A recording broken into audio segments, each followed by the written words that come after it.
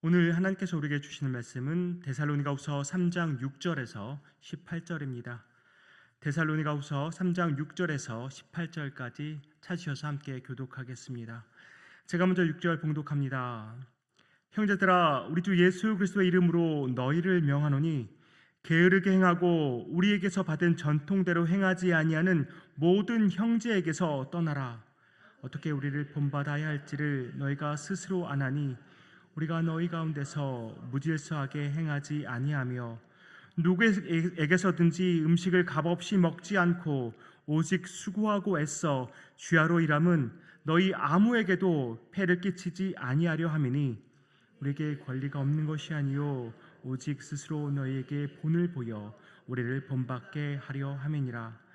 우리가 너희와 함께 있을 때에도 너희에게 명하기를 누구든지 일하기 싫어하거든 먹지도 말게 하라 하였더니 우리가 들은즉 너희 가운데 게으르게 행하여 도무지 일하지 아니하고 일을 만들기만 하는 자들이 있다 하니 이런 자들에게 우리가 명하고 주 예수 그리스도 안에서 권하기를 조용히 일하여 자기 양식을 먹으라 하노라. 형제들아, 너희는 선을 행하다가 낙심하지 말라.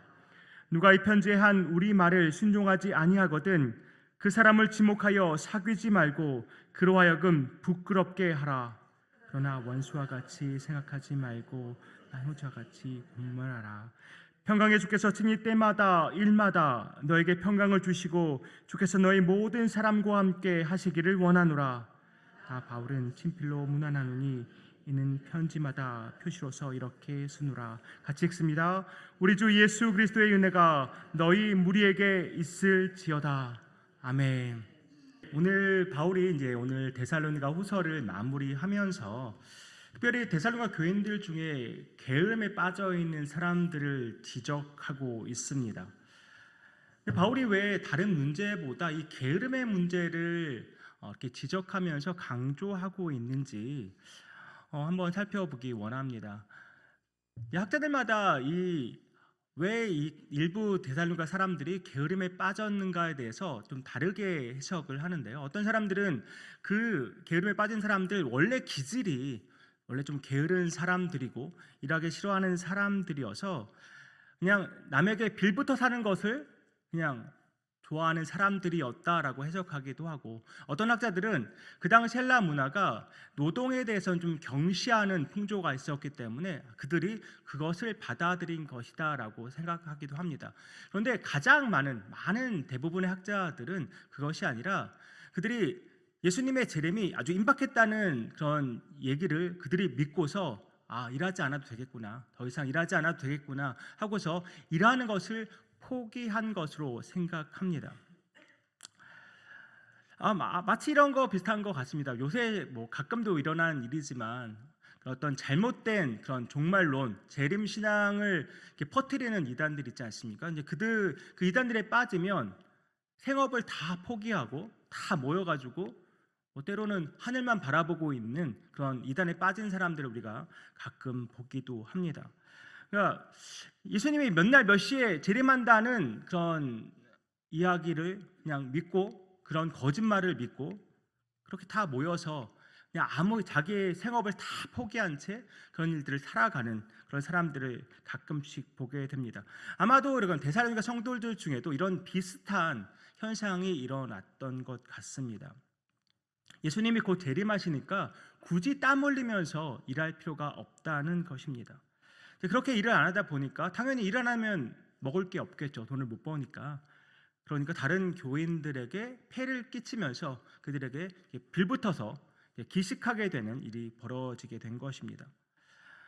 물론 열심히 성실하게 일하면서도 많은 돈을 못 버는 경우도 생기지만 여기서 그런 얘기를 하는 것이 아니라 아예 내가 해야 할 일을 아예 안 하고서 포기하고서 그냥 게으르게 사는 사람들을 지적하고 있는 것입니다.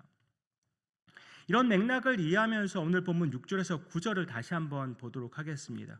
제가 메시지 성경을 한번 읽어드리겠습니다. 우리는 주 예수의 지지를 받아 여러분에게 명령합니다. 여러분 가운데 게으른 사람들, 곧 우리가 여러분에게 가르친 대로 일하지 않는 사람들과 관계하지 마십시오. 그들이 하는 일 없이 거저 먹는 일이 없게 하십시오. 우리는 여러분과 함께 있으면서 여러분이 어떻게 자기 역할을 다해야 하는지를 본을 보여주었습니다. 그러니 그대로 행하십시오. 우리는 남들이 보살펴 주겠지 생각하면서 팔짱을 끼고 빈둥거리지 않았습니다. 오히려 몸을 아끼지 않고 밤늦도록 일했습니다. 그것은 우리를 보살피는 짐을 여러분에게 지우지 않으려는 것이었습니다. 우리에게 여러분의 후원을 받을 권리가 없어서가 아니었습니다. 우리에게는 그럴 권리가 있습니다. 다만 우리는 부지런한 본을 보여서 그것이 여러분에게 전염되기를 바랐던 것입니다. 바울은 이미 데살로니가 전서에서도 이 게으름의 문제를 지적한 바가 있습니다. 데살로니가 전서 5장 14절을 보면 게으른 자들을 권계하라고, 훈계하라고 말합니다. 바울이 이렇게 게으름의 문제를 이미 지적했음에도 여전히 그 게으름을 벗어나지 못하고 무질서하게 행하는 사람들이 여전히 존재한 것입니다. 예수님의 재림이 바로 코앞이라고 믿고서 이를 다 포기하고 그리고 시간이 지나도 다시 일상으로 돌아가지 않는 것입니다. 그리고 계속 빈둥거리면서 빌부터 살아가는 것입니다. 그것이 어떻게 보면 또 편해진 것이겠죠. 바울은 이런 사람들 때문에 8절과 9절에서처럼 내가 여러분들에게 도움과 후원을 받을 권리가 있지만 받지 않았다고 말합니다. 그리고 그 권리를 다 포기하고서 밤낮으로 일했다고, 땀 흘리면서 일했다고 말합니다. 그것은 아무한테도 값없이 음식을 거저 먹지 않으려는 노력이었습니다. 왜 이렇게 했다고 말합니까? 데살로니가 교인들에게 폐를 끼치지 않기를 원했던 것입니다. 또한 본을 보여서 그들이 본받기를 원했던 것입니다.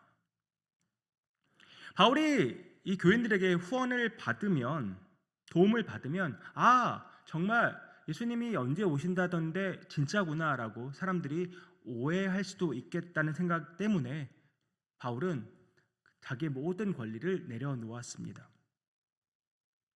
그리고 그렇게 게으르게 사는 것, 무질서하게 사는 것은 잘못된 것임을 분명하게 지적하면서 자신의 권리를 다 포기한 것입니다. 바울은 분명 10절 말씀에서도 전에 누구든지 일하기 싫어하거든 먹지도 말게 하라고 말했습니다. 그런데 여전히 게으르게 일하면서, 게으르게 살면서 일을 안 하는 사람들이 있었다고 말합니다. 그러면서 일을 만드는 사람, 자기가 해야 할 일은 하지 않고서 일을 만드는 사람이 있었다고 말합니다. 다른 번역을 보면 일을 만드는 사람을 다른 사람에게 참견하는 사람이라고 번역합니다. 그럴 수밖에 없지 않겠습니까? 자기 일이 없다 보니 다른 사람에게 참견하기가 더 쉽지 않겠습니까? 한가하니까, 시간이 남아 도니까 자기 할 일을 안 하고 남 것 보면서 그 일에 참견하는 그런 모습들을 보이게 된 것이죠. 그러니까 일을 안 하니까 게으르게 살면서 이리 기웃 저리 기웃하면서 다른 사람들의 일에 참견하면서 살아간 것입니다. 정말 한심한 노릇 아닙니까? 예수 그리스도께서 재림하신다는 것, 다시 오신다는 사실은 절대 진리이며 반드시 일어날 일입니다. 예수님이 곧 오리라고 하셨기 때문에 곧 오실 것입니다. 물론 그때와 시는 하나님 아버지밖에 모르십니다. 예수님이 다시 오시겠다고 말씀하신 지도 벌써 2000년이 훌쩍 넘었습니다.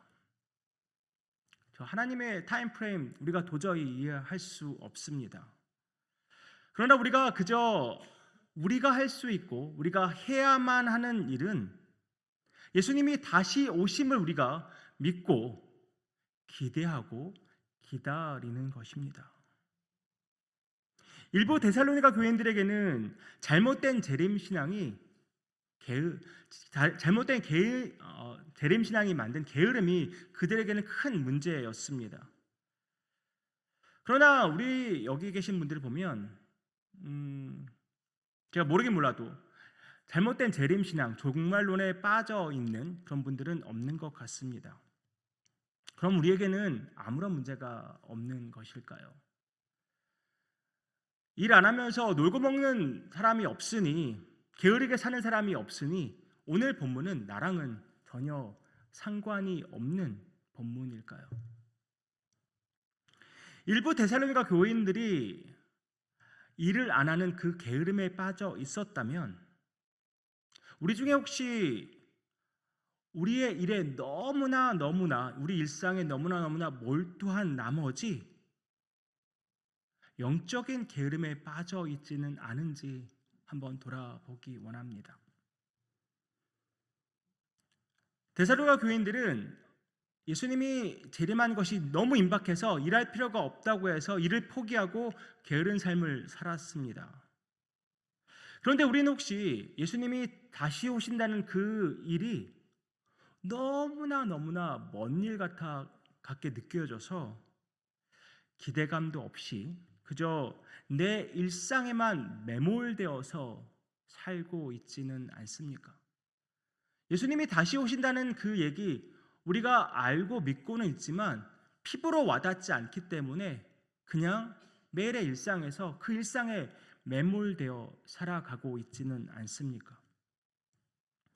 예수님께서 마태복음 24장에서 이렇게 말씀하십니다. 24장 36절에서 39절 읽어드립니다. 그러나 그날과 그때는 아무도 모르나니 하나님의 하늘의 천사들도 아들도 모르고 오직 아버지만 아시느니라. 노아의 때와 같이 인자의 임함도 그러하리라. 홍수전에 노아가 방주에 들어가던 날까지 사람들이 먹고 마시고 장가들고 시집가고 있으면서 홍수가 나서 그들을 다 멸하기까지 깨닫지 못하였으니 인자의 임함도 이와 같으리라. 주님을 모르고 사는 사람들은 이렇게 살아갈 수 있습니다. 그러나 우리는 예수님을 믿고 구원받은 사람들입니다. 하나님의 자녀가 된 사람들입니다. 죄로 인해서 원수되었던 그 신분이 지금의 우리의 신분이 아니라는 것입니다. 우리의 신분은 이제 하나님의 자녀요, 그리스도의 제자라는 신분입니다. 우리의 신분은 완전히 바뀌었습니다. 이렇게 신분이 바뀐 사람들은 주님이 다시 오신 그날을 기다리면서 참으로 신실하게 그리고 성실하게 살아가는 사람들입니다. 삶의 현장에서만 성실한 사람들이 아니라 주님과의 관계 속에서도 늘 끼어 있는 사람들입니다. 먹고 마시고 장가가고 시집가는 것 결코 죄가 아닙니다. 죄를 짓는 일 아니죠. 그저 우리의 일상입니다. 근데 문제는 우리가 주님과의 관계는 뒤로 하고 우리의 일상에만 매몰되어 살아간다는 게 문제입니다.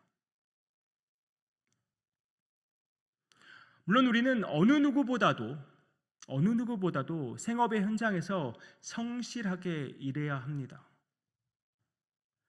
그 성실함과 신실함이 다른 사람들에게 본이 될 만큼 그렇게 열심히 일해야 합니다. 그러나 성실과 매몰은 다른 것입니다. 매몰은 그것밖에 모르는 것입니다. 주님과의 관계는 전혀 신경 쓰지 않고 그저 내 일상에만 몰두하여서 사는 삶이 바로 우리가 매몰되어 사는 삶이라고 말할 수 있는 것입니다. 예수님이 다시 오시는 그날까지 우리는 계속해서 성화되어 나가야 합니다. 다른 말로 하면 계속해서 조금씩 예수님을 닮아가는 삶을 살아야 한다는 말입니다. 그러려면 우리는 영적으로 깨어 있어야 합니다. 영적으로 게을러서는 안 된다는 말입니다. 우리가 영적으로 게으른 사람인지 아닌지 다른 사람들은 모를 수 있습니다. 하지만 하나님이 아시고 나 자신이 너무나도 잘 압니다. 사랑하는 성도님들, 우리는 마라나타를 외치는 그리스도의 제자들입니다. 주 예수여 어서 오시옵소서. 주님의 재림과 그 천국의 소망으로 살아가는 사람들이 바로 우리들입니다. 우리는 이 땅에서 하나님께서 우리에게 맡겨주신 일들 참으로 성실하고 신실하게 감당해야 합니다. 어느 누구보다도 본이 될 만큼 열심히 잘 감당하면서 살아가야 합니다. 그러나 그 일상에 매몰되어서는 안 됩니다. 주님이 우리 삶의 최우선이 되어야 합니다. 주님과의 친밀한 관계를 위해서 더욱더 애쓰는 삶을 우리가 살아가야 합니다. 조금씩 예수를 닮아가기 위해서 매일매일 우리가 변화되고 또 변화되기 위해서 힘쓰고 또 힘쓰며 살아가야 한다는 말입니다. 그렇게 주님의 재림을 기다리며 또한 기대하며 살아가는 저와 여러분 되기를 소망합니다. 언제나 기도로 깨어있고 말씀으로 무장되어 있으며 그 말씀에 기꺼이 순종하며 살아가는 우리 모두가 되기를 소망합니다. 이렇게 영적인 게으름에서 벗어나서 주님이 원하시는 삶을 주님이 다시 오시는 그날까지 살아가기로 결단하는 우리 모두에게 오늘 본문 16절과 18절로 축복하면서 오늘 말씀 마무리하기 원합니다. 제가 세 번역으로 읽어드립니다. 평화의 주님께서 친히 언제나 어느 방식으로든지 여러분에게 평화를 주시기를 빕니다. 주님께서 여러분 모두와 함께 하시기를 빕니다. 우리 주 예수 그리스도의 은혜가 여러분 모두에게 있기를 빕니다. 아멘. 기도하겠습니다. 아버지 하나님, 데살로니가 교인들의 일부는 예수님이 지금 당장 오신다고 그 거짓말을 믿고서 이를 포기하며 게으른 삶을 살았습니다. 그런데 주님, 우리는 예수님이 오심을 그렇게 기대하지도 않고 살아가는 것은 아닙니까? 아주 먼 이후의 날처럼 생각하면서 그저 내 일상에만 매몰되어 살아가는 것은 아닙니까? 주님, 내 삶의 가장 최우선은 오직 주님 되기 원합니다. 주님과의 관계에 더욱더 친밀하게 하는데 힘쓰고 애쓰는 우리 모두 되기 원합니다. 매일매일 매 순간순간 조금씩 예수 그리스도를 닮아가는 일에 우리가 최선을 다하기 원합니다. 아버지 하나님, 함께하여 주시고 결코 우리 삶 속에 일상에 매몰되어 살지 아니하고 오직 주님과 동행하며 주님이 주신 힘과 능력으로 이 세상 참으로 멋지게 살아가는 우리 모든 누장의 성도들 되기 원합니다. 주님 보시기에 참으로 아름다운 삶 오늘도 살아가기 원합니다. 주여 함께하여 주시옵소서. 이 모든 말씀 예수님의 이름으로 기도하옵나이다. 아멘.